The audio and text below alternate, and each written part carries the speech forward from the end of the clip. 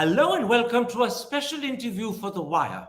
Now that we've had time to think and reflect, what do we make of the Hindenburg report's allegations against the Adani Group?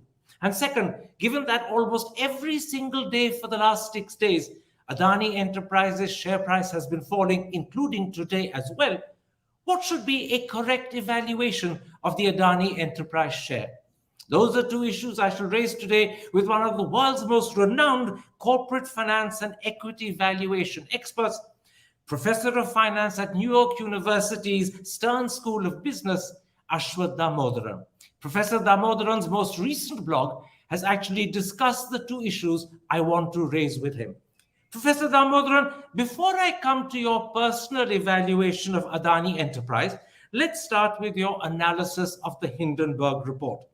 To begin with, you question the Hindenburg claim that Adani is the biggest con in history. You write, and I'll repeat this for the audience, a con game to me has no substance at its core, and its only objective is to fool other people and part them from that money. In contrast to that definition of a con, you say Adani, notwithstanding all of its flaws, is a competent player in a business infrastructure, which, especially in India, is filled with frauds and incompetence. So, would I be right in saying you don't believe this is the greatest con in history, and that is the first point at which you disagree with Hinden?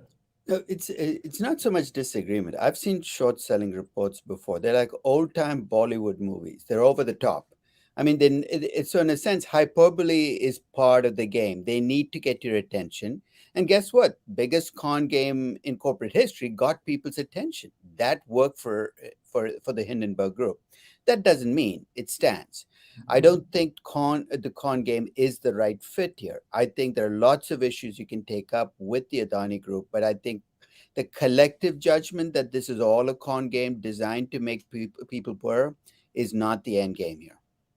Okay, so that is a very clever title to catch attention, and it clearly worked, Right. but it's not really the biggest con game in history. Let's then come to what you believe are the three components that comprise the Hindenburg critique.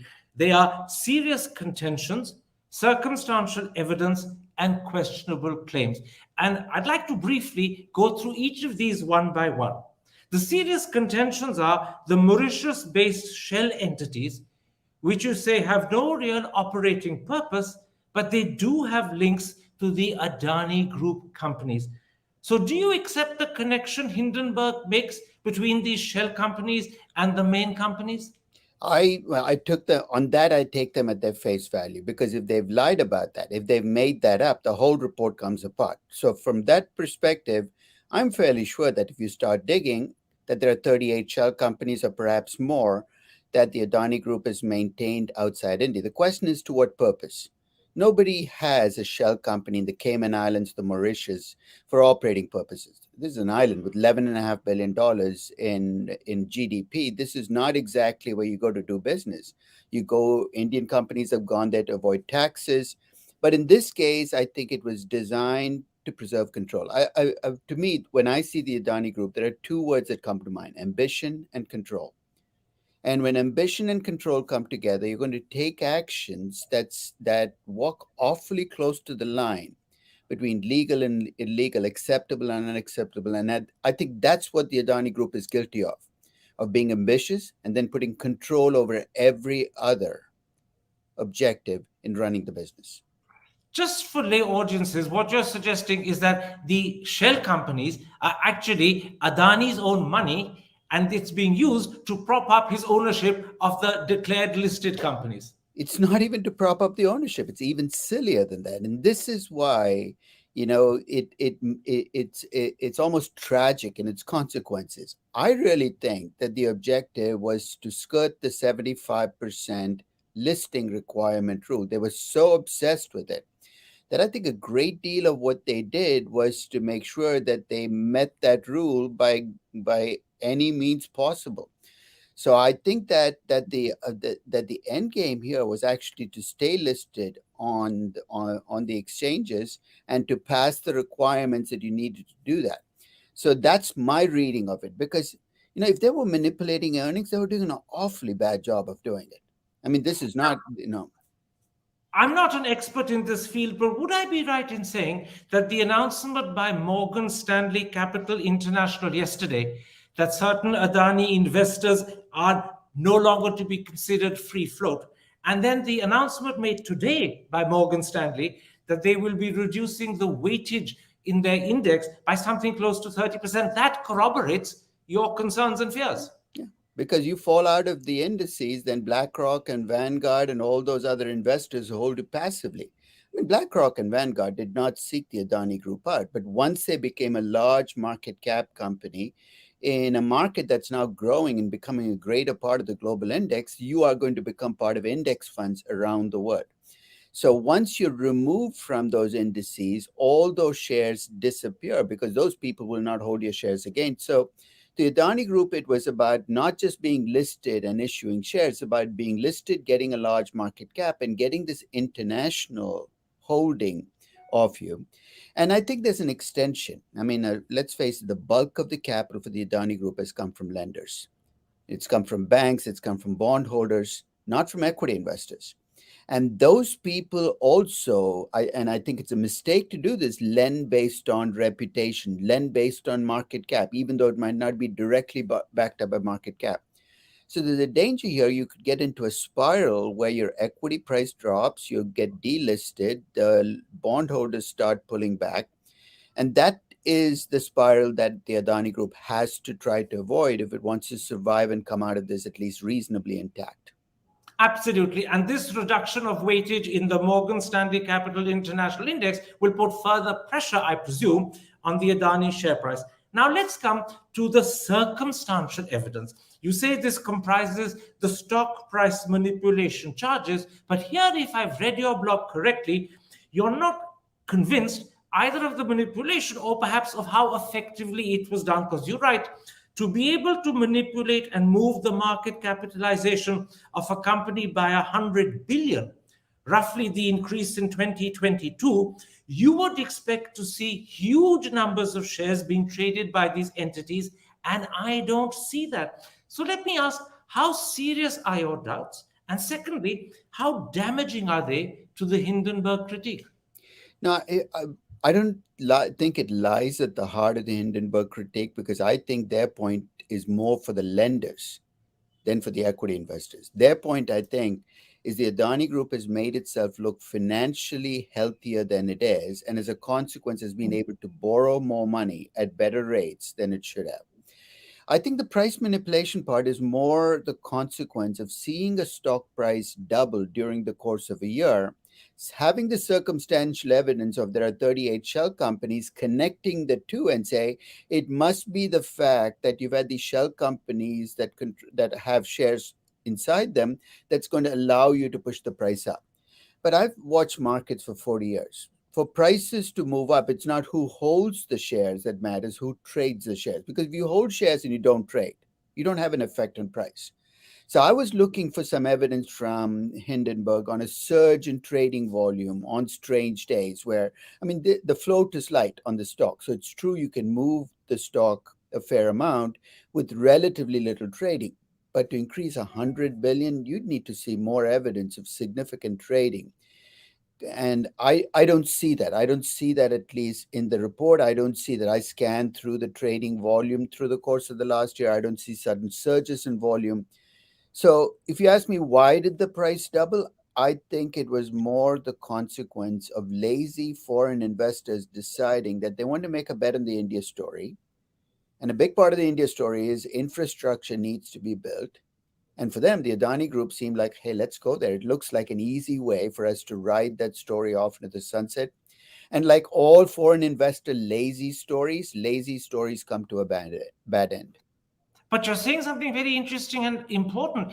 The doubling of the share value last year was not necessarily or even manipulation by Adani. It was lazy foreign investors betting on the India story without perhaps doing their homework properly. They are to blame rather than Adani. And are you surprised by it? Have foreign institutional investors ever invested in India? Some of them might. Most of them invest on the surface. They invest based on, they call, I mean, they talk to somebody in Mumbai and say, what are five good Indian companies I should put my money in? And in a sense, they call this active investing, but there's no degree of deep research that backed into them going into any of these companies. So I wasn't surprised that they were lazy and made this bet. But I do think it's a big part of the story. And it, in a sense, as foreign investors wring their hands and complain about the fraud, I mean, they should be pointing the finger back at themselves, saying, where was your due diligence? Why weren't you asking the right questions? I'll be quite honest, everything in the Hindenburg report I was able to see in Indian press reports at different points in the 5 years leading into the Hindenburg report. I saw Absolutely. mention. I'll pick up on that point in a moment's time, but there's one more thing I'd like to touch on first. You seem to me, if I've read your blog correctly, to have your most serious doubts or questions about what you call questionable claims. You write, the questionable claims are the ones to do with earnings manipulation. And then you add, if Adani is manipulating earnings, it is not doing a very good job reporting low margins and return. It seems this is one charge in the Hindenburg report you really don't believe at all. Yeah, because if you're going to manipulate earnings, wouldn't you report high earnings margins that are superior? I mean, none of the Adani companies are earnings machines. They have lots of revenue. So maybe if your story is about, hey, they're overbooking revenues, I'm willing to listen. But earnings manipulation, I mean, this is terrible. It's a terribly done job of earnings manipulation because their margins are 3.6%. They're actually lower than the typical global infrastructure companies. So is it possible that they're still playing games with earnings? I guess so. But the evidence doesn't seem to suggest that that was the end game, that that was what they were trying to do. This is fascinating. I'll simply point out for the lay audience that not only have you raised several questions or doubts about the Hindenburg critique, but you've also very interestingly said that a fairly substantial part of the blame, if that's the right word, for the way the price doubled last year is actually lazy foreign investors rather than manipulation done by But Adani but about his own companies. but That's a can I, particularly important but point. can I add something to that? Indian markets, for as long as I've watched them, have been dominated by momentum investors. Bullish momentum investors. Indian markets celebrate bullish momentum investors. They crown people as the Indian bull and then the plaudits follow. Fundamentals have never been a big driver in Indian markets. There is a collective sense of if there's a bandwagon, we're going to jump on. And I think that's part of the reason there was no pushback against the foreign institutional investors. You're saying, where were the Indian investors with doubts coming in and selling into this momentum? And the reason is nobody wants to get in the path of bullish momentum in Indian markets. There's an asymmetry in Indian markets. Bulls are celebrated, bears are denigrated. If you say anything bearish about the market, you can say it about individual companies. It's almost like nobody wants to hear you. So I think there's a collection of forces here coming into play where blame can be spread across across lots of people, around in the ecosystem. Absolutely. And you're making another very important point, which I hope the audience hears, that we celebrate bulls. We don't give as much respect to bears. And sometimes we should be listening to bears because they may have understood and spotted something which the bulls are either deliberately blind to or at least not willing to see. Now, one more point about the Hindenburg claim, and that is the claim that Adani is over levered. And you say being over levered is not a con game, but a risk. And in fact, you point out that infrastructure business is full of companies that borrow heavily. And you add, I'm not sure that many of them will withstand the Hindenburg test for over leverage. So here you're saying, if I've understood you correctly, that Adani is really no different to many other infrastructure companies. They tend as a business to be over leveraged. And here, let's not leave the bankers out of the equation. I've always wondered why banks like to lend to real estate developers, and the bigger and more garish your real estate, the more they will lend to you. So it's this combination of infrastructure companies liking to borrow and banks liking large physical assets to lend against. it's like a marriage made in heaven. The marriage doesn't end well, but it's a marriage made in heaven. And I would not borrow as much. I'll be quite honest. That's why I said it's a risk that I think is worth debating whether we should borrow less as infrastructure companies. But on that, I think it's a business argument you're making it against Adani. This is not good management practice. It's not good business practice. I'm not investing in you. And if you're a lender, you should be charging a higher interest rate. That's a legitimate question to ask. But that's not a con game. That's just over borrowing. And I'm sure most real estate developers in India would have worse financial metrics on leverage than the Adani Group does. And this is another very important. Over leverage is not a con game, it is a risk. It may be bad business management of your company, but that's a different thing. And again, this is something that investors who do their diligence should be able to spot and find out. It's not something that's hidden from them. But you know what? The Adani Group made life really easy for Hindenburg, right? The way I describe them is they're like a man wearing a trench coat in a city looking for people who are flashing. It's you basically draw attention to yourself because you created this. You're an opaque company. It's difficult to figure out what's going on inside you. People see from the outside that So when people make these claims against you, it becomes very difficult to defend because you spent your entire lifetime hiding in the darkness, and nobody can come out and say no, no, that's not what they do, because they really don't know what you do. It's the downside of the complexity and the opacity that some family groups, not all family groups in India, have made part of their setup. And I think that makes it more difficult to defend them and for them to defend themselves when something like this comes out. Let me at this point come to the point you were making earlier, and I stopped you because I think people will fully understand that point now at this juncture. You say there are plenty of Indians who have been saying and thinking what is made explicit in the Hindenburg report for quite a while.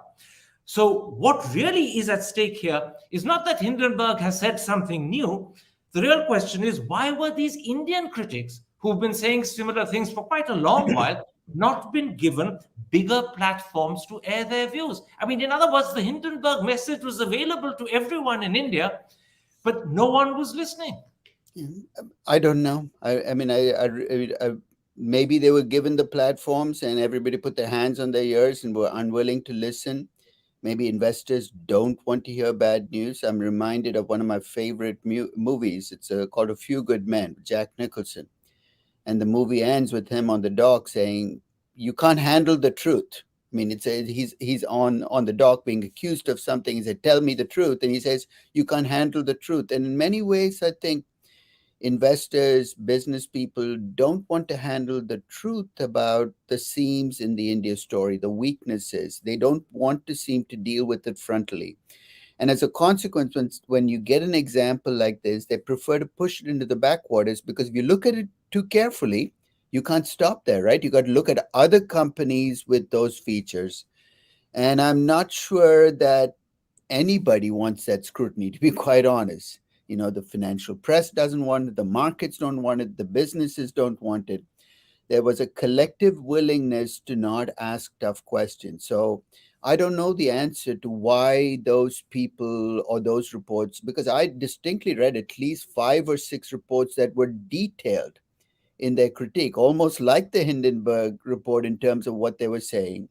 But they were, there's one possible answer. Adani is a political company.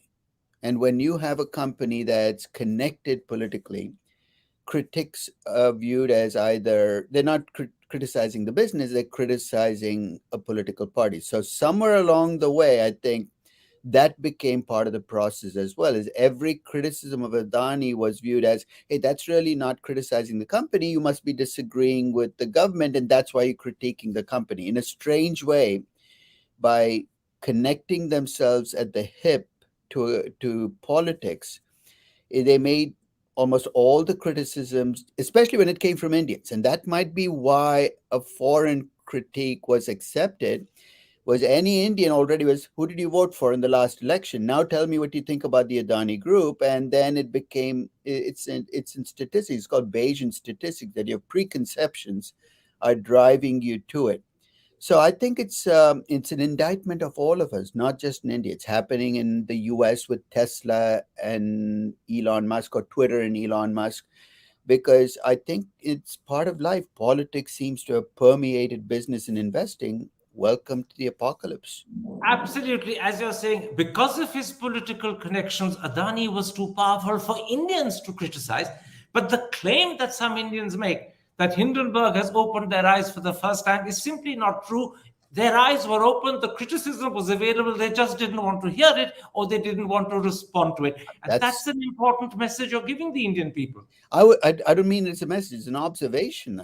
I really don't understand it. How can something be in the public domain for so long and not be more part of the conversation? I'm not saying you need to knock down the Adani stock price, but why wasn't it more of the conversation?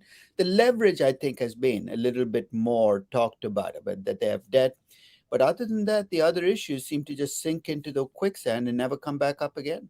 My last question about the Hindenburg report, and I think as I read your blog, that this in a sense is a summing up of your view, maybe even a conclusion of your view of the Hindenburg report. You write, I must confess that I find the Hindenburg shock and awe approach of throwing up dozens, perhaps hundreds of accusations of wrongdoings at a firm, hoping that something sticks, off putting.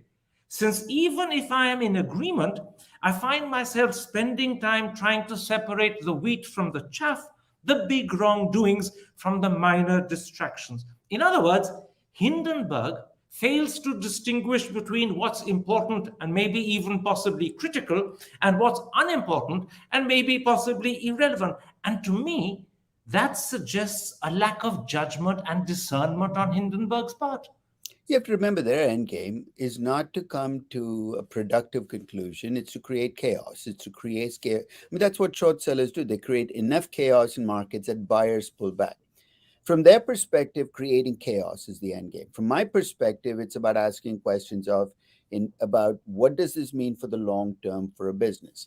So I think that they've accomplished their objective of creating chaos. We're in a position now where we have no idea what the truth is and what's false.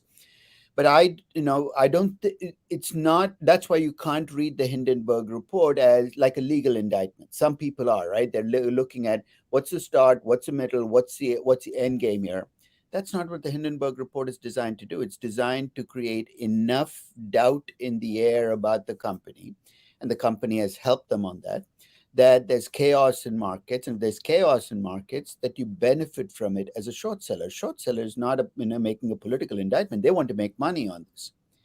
They want to make money by either selling short on the bonds and selling short on the stock. So from that perspective, I can see what they're doing. But for me, if I'm looking at this as a description of what a company is doing, it's not a good company description, not meant to be a historical description or even an indictment. It's just a collection of accusations. At this point, a thought going through the mind of the audience will be the following, and let me put it to you. Yeah. Some people will say, Professor Damodaran is an expert in the field of corporate finance and equity valuation, and his critique of the Hindenburg report is tantamount to support of Adani. Would that be a mistaken impression? Because your criticism is suggesting that maybe some of the points Hindenburg makes are not quite fully established, and others are perhaps even wrong, like the claim about earnings manipulation. No, people don't believe me when I say this. I have absolutely nothing invested emotionally, financially, politically in this story. Until last week, the Adani Group just, I talked about it once in a while. It never even entered into my realm of consciousness because I was not that interested in the story. I'm not that interested in. So, when people read my post and they said, "Are you, supporting the Adanis?" I said, my sensation is like a pox on both houses. I don't really care about the Hindenburgs. I don't care about the Adani Group. I'm not trying to split the middle either. I just want to say, I want to get a sense of what does the truth look like on the other side?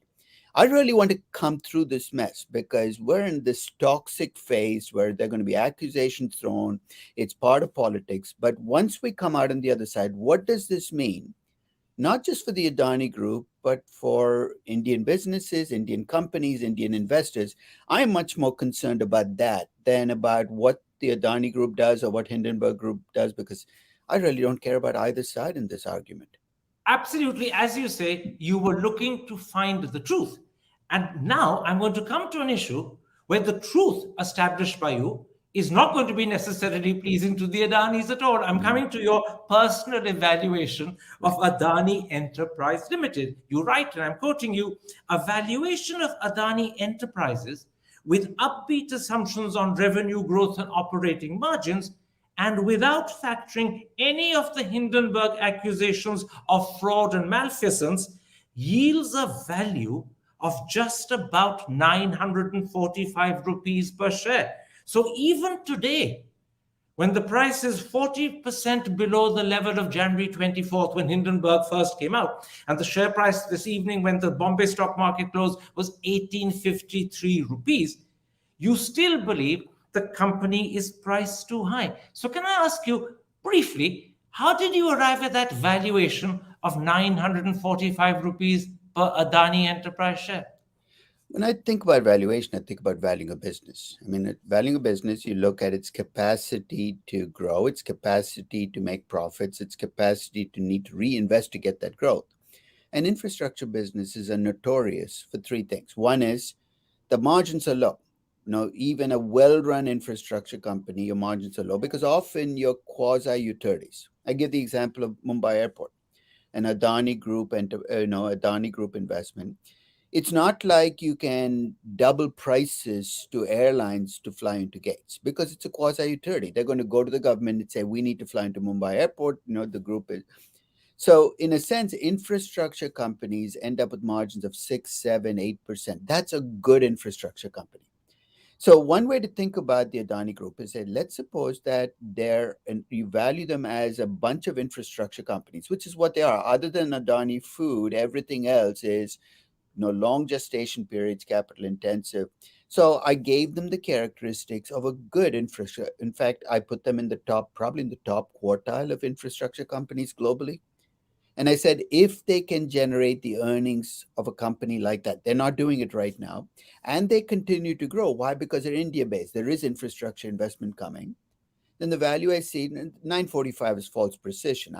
You come up with a number, but think of it around 1,000 rupees. 1,000 rupees is about 1.6 times book value. Typical infrastructure companies, if you think about book value, it's all physical assets, there's value to it, traded about 1.5 times book value, 1.3 times book value. I'm actually giving them a premium on a typical infrastructure company. They were trading at 8 times book value, 300 times earnings at the start of 2023. No infrastructure company I've ever seen has traded at that kind of rich pricing.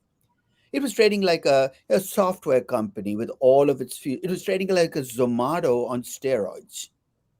And it didn't make sense to me. And from my perspective in valuation, I know markets make judgments, they make mistakes, the pricing judgment. My job is to step back and say, okay, what would I pay for the company? And let me be very clear, my valuation was not to tell other people to sell. I value companies for an audience of one, which is me. The question I was asking is, would I buy Adani? Because I was interested. The stock has dropped to 60%. Maybe it's become interesting. And my reaction after I looked at the value was, it's got a little more, it's got a way to go before I say, okay, it's a company I will add to my portfolio. So my valuation, maybe I'm missing something about the Adani Group's infrastructure investments, but from what I know about infrastructure companies around the world, 1,000 rupees, maybe if you're optimistic, 1,200 rupees would be the limits to which I'd go. But that's me. But I'm reading what you actually said. You said that price of 945 per share was without factoring any of the Hindenburg accusations of fraud and malfeasance. So now, if you factor those in, will the price fall below 945? Yeah. I presume it will. Well, if they're right about the earnings manipulation, which they're not, let's say these companies are actually losing money, not making money. We don't know yet, right? If that works out, then we have a serious problem on our hands. Not only do you have to have a worse starting point for your valuation, you also have this debt burden hanging over your head. When you value a company, one of the questions you always have to ask is, what is the chance my company will not make it? With airlines, for instance, it's always a deadly drag on value because almost every airline, there's this threat of you won't make it through the next downturn hanging over its head. If there's manipulation going on, then you open the door to distress and failure, in which case it's truncation risk. Your game is over. I attached what, a 10% chance of failure to the Adani group, I think. And that came purely from looking at their existing debt load and their existing financials. But if the existing financials are shaky, they're being manipulated, then that 10% could very quickly become 20, 30, 40%. I put my spreadsheet out as a do it yourself. So people disagree with me. I said, don't argue with me about what I've got wrong. Just change it, make it yours. So if any of you have, you buy into the Hindenburg report, no, don't come to me and say you're wrong. Just go in and change that 10% to 30%. Change your earnings from what you think what it is right now to what you think it should be, and you're going to see the numbers drop to 600 rupees, 500 rupees. There is no floor until you get to zero. Right? Absolutely. But since that blog came out, Yeah. two events have happened, and obviously you couldn't have factored them in. First of all, the Adanis have announced that they will pay back up to 1.7 billion of debt. And secondly, according to Reuters, but the Adanis themselves haven't said it, only Reuters has said it, that they are considering an independent assessment of the Hindenburg allegations. Would those two events affect your valuation? Well, I mean, it's good to remove the doubt. My valuation, though, is independent of the Hindenburg report. So the second part, I think, is not the issue. The first part,